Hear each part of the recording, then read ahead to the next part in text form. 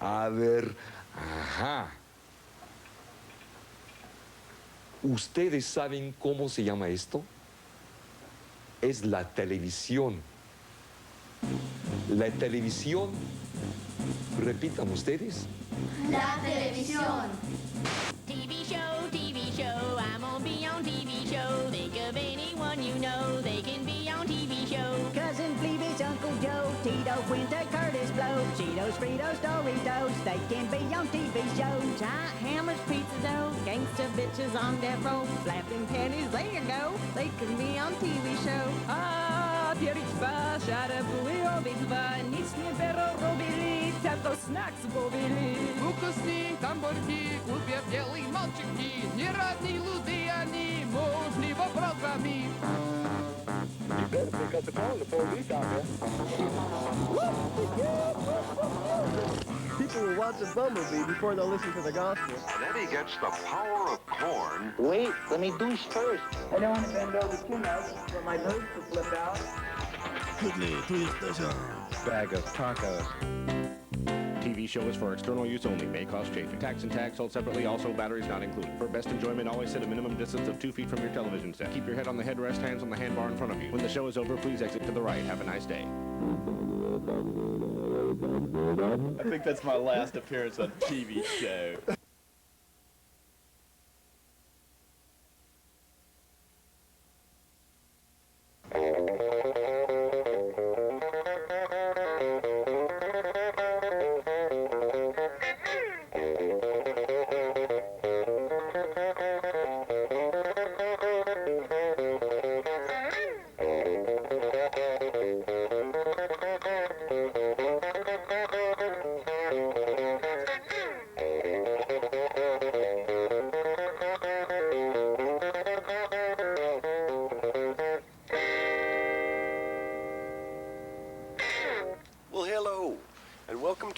Edition of Car Trouble.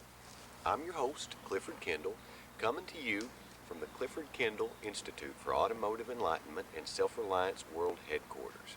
Now, as you know, our goal here at Car Trouble is to not only help you mend your ailing automobile, but to give you the knowledge and confidence that it takes to perform minor and major automotive repairs by yourself using normal, ordinary household items found in most everyone's home. Now here at Car Trouble, we receive hundreds of letters every week hoping for a house call from Clifford. Unfortunately, I can't personally visit everyone that writes in, but through the magic of TV, everyone can benefit from our weekly excursions. Now, this week's letter comes to us from a Mrs. Howard Carter. She writes, Dear Clifford, I'm writing to you on behalf of my husband, Howard. He has a car in our garage that hasn't run for months. He keeps promising me he's going to have it towed to a garage to get it fixed. He says it just needs a new starter, but I think he's the one that needs a jump start. Will you please help me? Signed, Mrs. Howard Carter. Now, that's exactly what Car Trouble is all about, helping people who need help. Now, why don't we head on down the road to Mr. Howard Carter's house and have a little look at his car trouble. Coincidentally, I'm experiencing a little car trouble of my own today. I'm putting in a set of ported and polished camel hump small block heads, and I'm putting in a fuel pump block-off plate. And rather than rush through the job just so we can drive to Howard's house, why don't we hitchhike today, just like we did in the old days? Remember, Car Trouble is all about community spirit.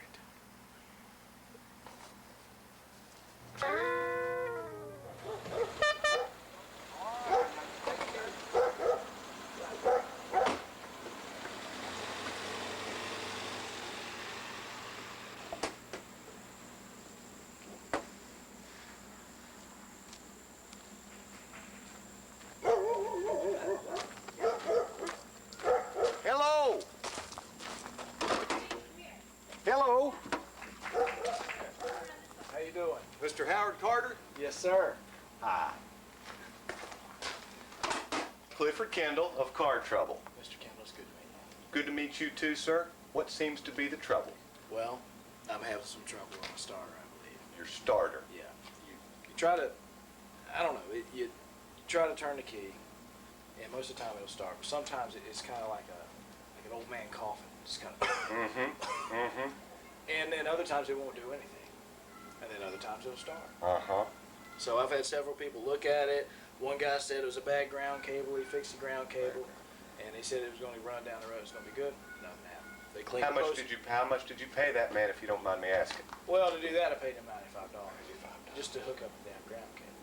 That's how they are. Yeah. That's what we here at Car Trouble do.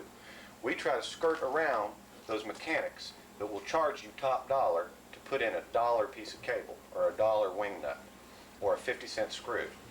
I can prove to you that with normal household found objects and substances and a few key tools, you can fix your very own car for nothing but the time it takes you.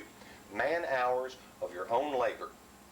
Are you ready to trust me? Hey, buddy, I'm all about it. I'm all about it. All right. Hook it up. Now, what I'd like to say to you at the outset, my philosophy about the health of an automobile, I use the analogies of an automobile body being analogous to a human body. Anything that is wrong with a human body, I believe, stems from what a human puts in his or her mouth. Okay. That's where the sickness comes from. Just like in an automobile, where the mouth being the fuel feed port, that place where you put your gasoline in, that's where the evil entities can go in. I always look there first, no matter what the trouble is. You say starter, I say fuel feed port. Let's take a look. Now, I'd like to introduce you to my pride and joy. This is my toolbox. It was owned by my granddaddy, and then it was to be my father's. But my father left me at an early age when I was 4, but that's a different story. Now, there are a number of different tools one can use. Again, in my philosophy, as I said, a few key tools is all you need. Number 1, every job, every time I open a hood, I start with a clean towel. I take my clean towel and I put it in a spot where I know where it is and I won't lose it whenever I need to keep my cleanliness. I'd like to present to you, Howard Carter, a complimentary Car Trouble towel of your very own. May you use it in good health. It's reusable and rewashable and are sold by the dozen. Now, there are a number of other tools that I keep. Well, that one, there's a little bit left. That one. I do like to start every job, I see you have your own, with a classic libation. Cheers, Howard Carter. Cheers. Here's to a successful completion. All right. Now, fuel feed port diagnosis. One tool critical to this situation is an ordinary household Q-tip. Believe it or not. We'll take our Q-tip, we'll go into your fuel feed port, we'll take a small sampling of the area where the gas nozzle will go in, then I'll do a little chemical test, like one might perform in high school, to show you the types of substances that you can find in your fuel feed port. All right. All right. Yeah, just, a man's got to get underneath the car to be able to. Now, Howard, you realize that that ain't a real tire. Now, you would never want to put that on your car. That would be unsafe and hazardous. Yeah. Is that a child's floating toy, or? Yeah, Clifford, that's a float for the kids. Okay, so you wouldn't want to put that on. I see. No, you know. Very good. Well, that's a nice toy. All right, let a man get under the car now. Oh, this is how I stay in shape, Howard. Hey, Clifford, when you said fuel feed port, I kind of thought maybe you were talking about the gas tank opening, which is right up here on the outside up here, buddy. You know what I mean? the fuel feed port, right? Oh, Would yes. that be this Well, right here? yeah, on certain models, it's you need to go underneath. Well, that's usually where they are, it's up here, isn't it? All right. Well, this is a. Oh, I see. All right. Yes. On this model, you would have. All right. Now, we'll open her up. Yeah, you got one of the good ones. That's a high dollar one that's got the cable attached so you never lose it. How many times have you out there gone off and left your fuel feed port cap sitting on your car and you drive off? Now, let's see here. I got mine. All right, we're going to take a look there now. Oh, I can tell already you got a few troubles there. All right, Q-tip, fuel feed port, we're going to take a sample. This is like consumer science. All righty, we'll go around the rim. You wouldn't believe the amount of foreign bodies that are introduced to an automobile through the port. Man once told me of coming out of a movie theater and he found a potato stuck in his fuel feed port. All right, now, close that back up. All right, now, the next item we're going to use from the tool chest for this particular scientific experiment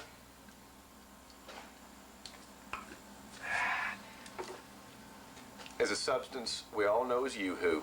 I know you might chuckle, Howard, but if you read a certain percentage of the ingredients come together in a ratio that will react with many of the substances which will contaminate your fuel to illustrate, when magnified with illumination, the exact particles that you need to see.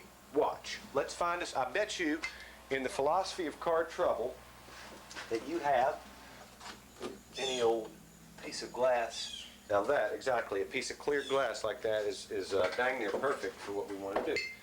All right, simple experiment, simple procedure.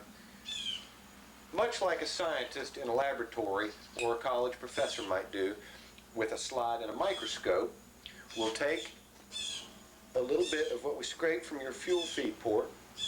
We'll put that on our slide. We'll call it our makeshift car trouble lab slide.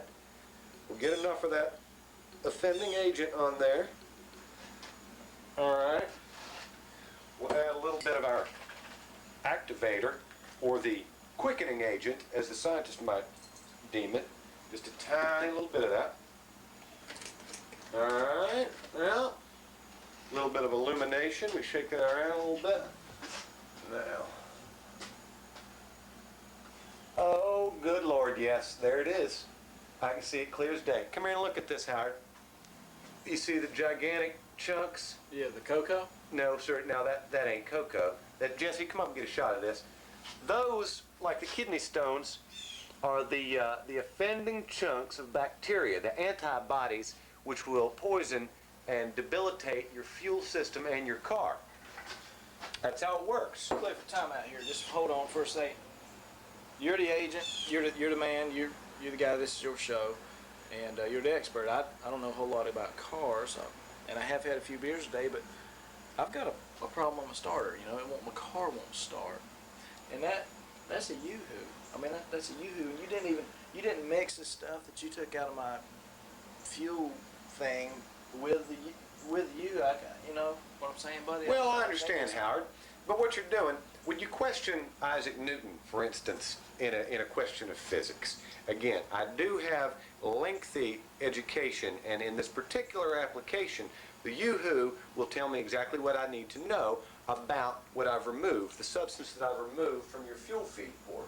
I understand your skepticism, but when we go in and we take a look at your starter, you might think I'm working ass backwards, but in reality, when you start at the source and then look at your symptom, it all comes clear.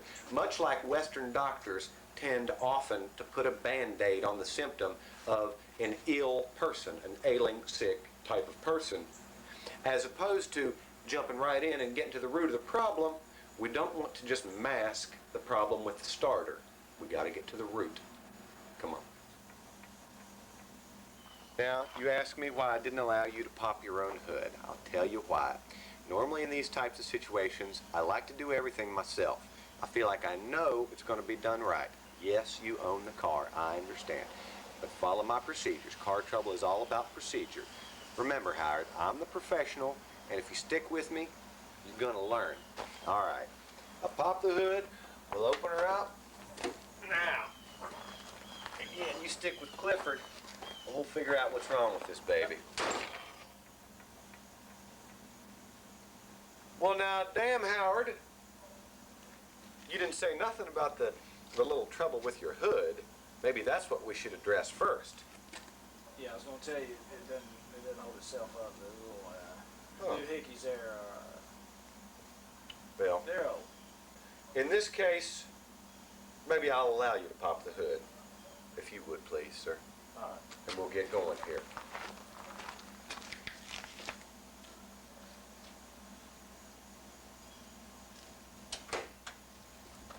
All righty.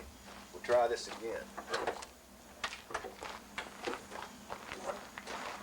All right, let's see now. Well, that's the problem there. It's your hydraulics. Yeah, you need something to hold that up. Yeah, I can tell that I need something to hold that up with. So why don't you hold it up for a minute? And again, if you keep in mind, bear in mind the car trouble philosophy of using found objects. Anything that you may own.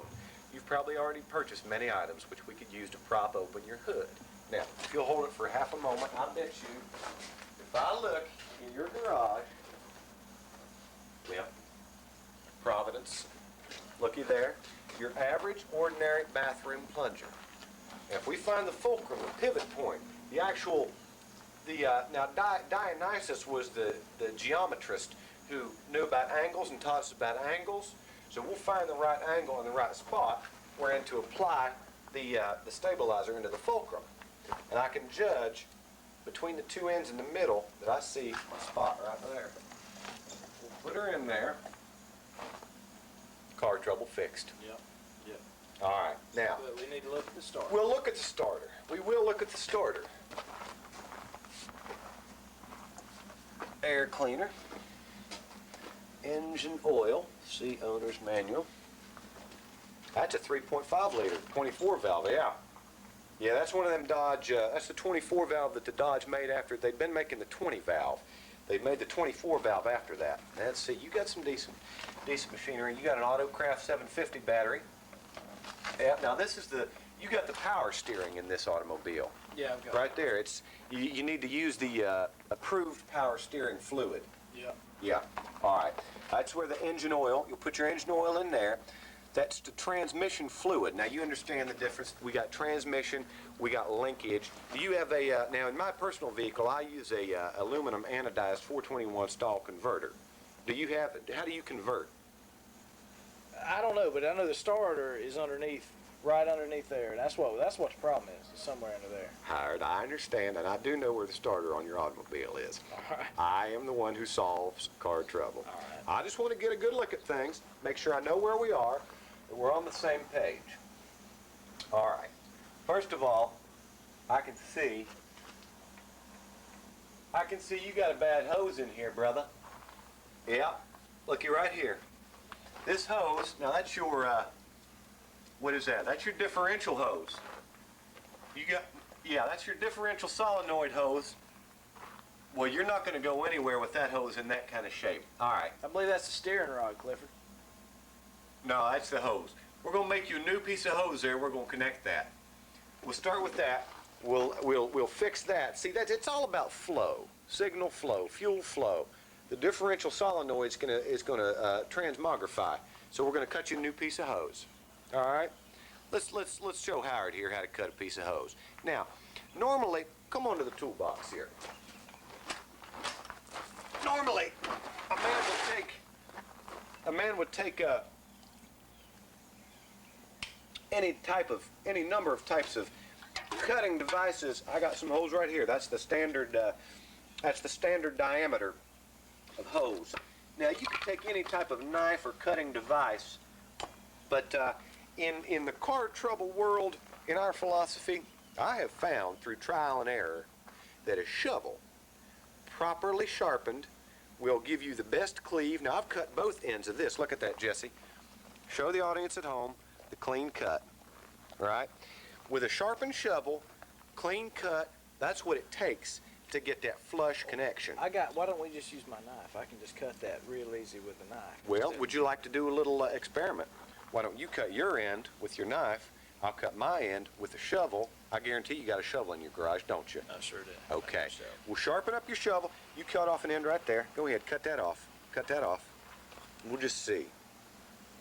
All right, we'll cut that. Okay. Pretty damn easy right there, wasn't Yep, you cut that. That's going to be your end. We're going to mark that one, and we'll go cut my end with that. All right.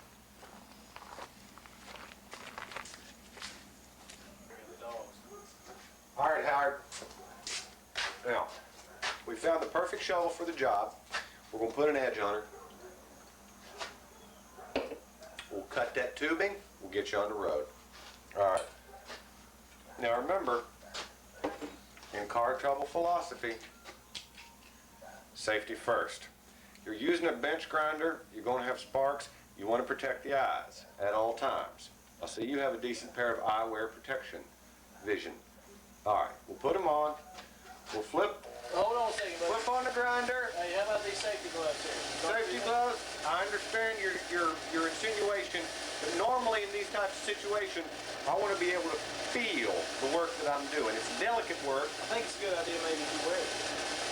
I want to feel the work that I'm doing, much like a surgeon in an operating room wants to be able to feel the scalpel against his fingerprints. All right. Delicate work. All right. You ready? Yeah. Here we go.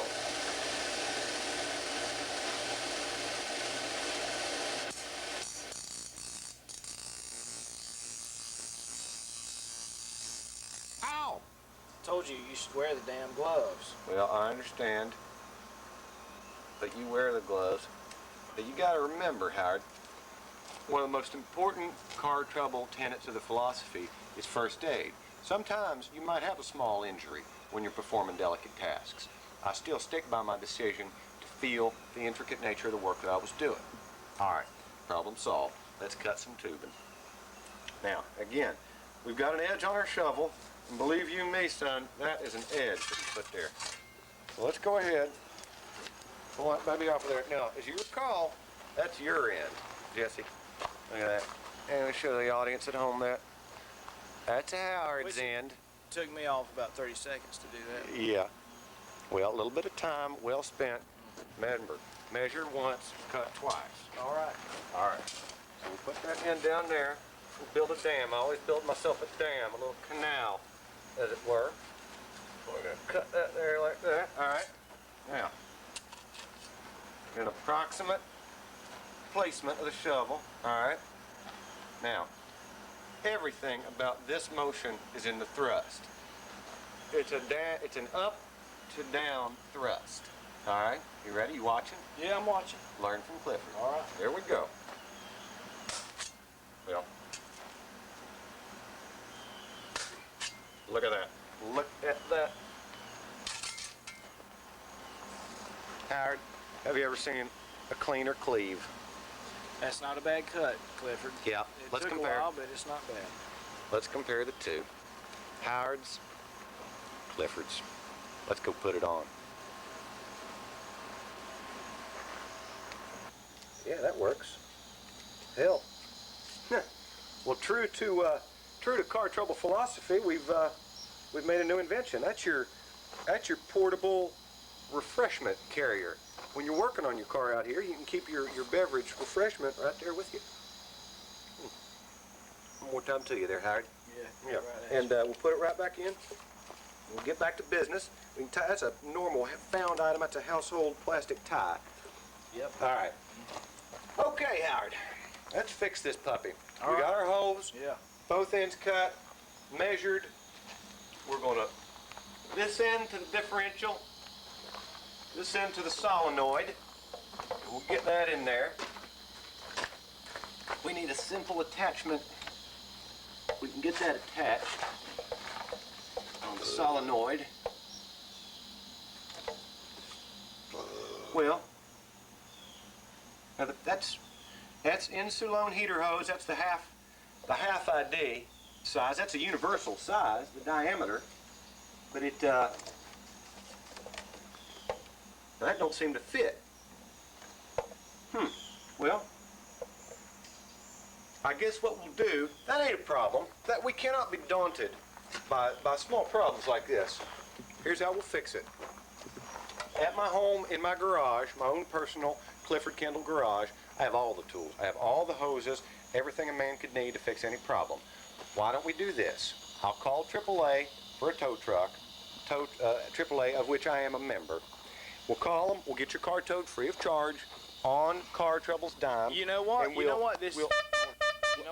You've been here for, I know my wife wrote you a letter and all, but you've been here for 2 damn hours, and all you've done is drink your damn cheap beer, walk around, and screw it up. I've got a starter problem, and you've been spraying damn yoo-hoo all over the place. I got a good idea. I want you and your buddy here, just get the hell on out, get the hell on out of my house, and you boys hit you a ride, and get on back, and I'll just go find somebody who knows what the hell they're doing, because I think I know a little bit more about cars maybe than you do. Howard, listen to reason. I know how to fix your trouble. If you just let me No, come I don't think life. you know how to fix your trouble. I think you don't know what the hell you're talking about. I've got a starter problem. The starter's right up under here, and you're screwing around with the hose. You don't know what the hell you're doing, buddy. We spent 3 hours on the damn cutting the hose with a shovel. I'm telling you right now, we'll cut the hose again. We'll go to my home garage. We'll make it worthwhile. No, I'll tell you what, to me, Howard. You just need to get on out there. There's plenty of traffic out there. Please listen to reason, Howard. You're right. I can fix your car. You've got car trouble, and I'm the man for the job.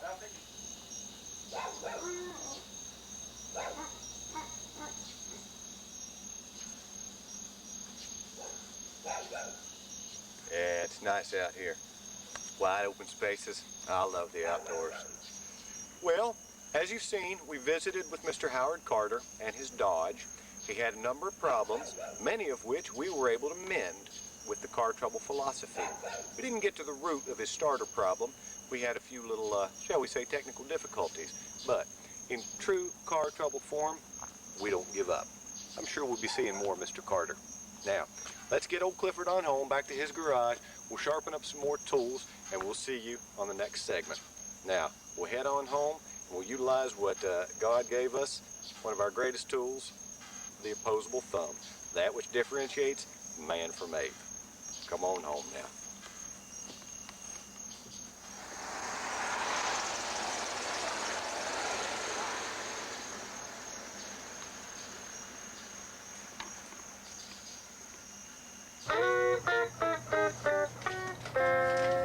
Thanks for joining us for another edition of Car Trouble.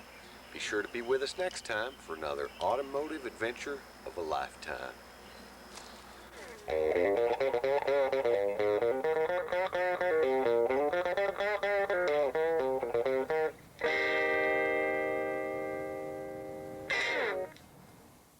Drop down to the part that you always know. Smoke the brand that a million smoke. Is that a habit or just something you do real well? Slow car in the race for the rearrange. A short timer on the fruited plane. Hey, and it's not the finish, just that nobody knew you well. Sorry about your heartache. Sorry about your love.